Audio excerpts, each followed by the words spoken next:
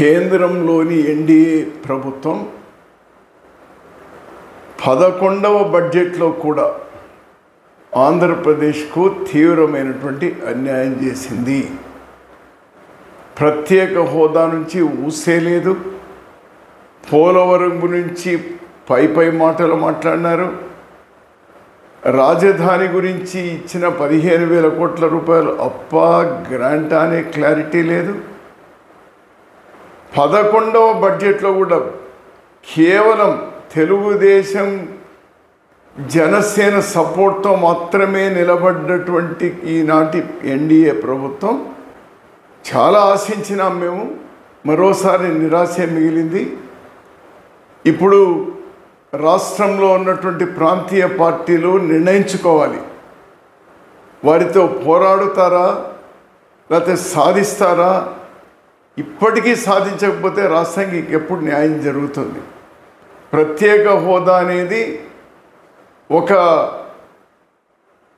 పద్ధతి ప్రకారం బీహార్ను అడ్డంగా పెట్టి మ్యాచ్ ఫిక్సింగ్ చేసుకొని ఈరోజు ప్రత్యేక హోదా ఆంధ్ర అడగడానికి అవకాశం లేకుండా చేయాలనేటువంటి కపట నాటకాలు ఏవైతే ఉన్నాయో ఇప్పటికైనా అర్థం చేసుకోండి.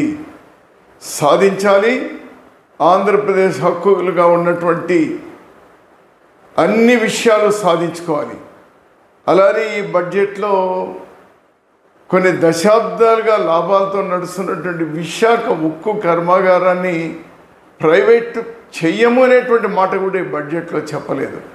వీటి మీద మన రాష్ట్రంలో ఉన్నటువంటి 3 పార్టీలు, ఒక పార్టీ కూడా కాదు, తెలుగుదేశం జనసేన అధికారంలో ఉన్నాయి కాబట్టి ఎక్కువ బాధ్యత. అంతే బాధ్యత జగన్ పార్టీకి కూడా. ఎందుకంటే మీకు కూడా రాజ్యసభ ఎంపీలు ఉన్నారు, లోక్సభ ఎంపీలు ఉన్నారు. మీరందరూ కూడా కేంద్ర ప్రభుత్వాన్ని ఈ బడ్జెట్ సమావేశంలో నిలువరించాలి. మీరందరూ కూడా ఒక్కటిగా 25 మంది లోక్సభ మెంబర్లు, రాజ్యసభలో ఉన్నటువంటి మెంబర్లు అందరూ కూడా మీరు నిజాయితీగా నిలవండి. ఈరోజు కాంగ్రెస్ పార్టీకు సంబంధించినటువంటి 100 మంది ఎంపీలు, మా నాయకుడు, అదేవిధంగా ఇండియా కూటమిలో ఉన్నటువంటి పక్షాలతో కూడా కేంద్ర ప్రభుత్వం యొక్క చొక్కా పట్టి మన హక్కులు సాధించడానికి గట్టిగా నిలుస్తాం.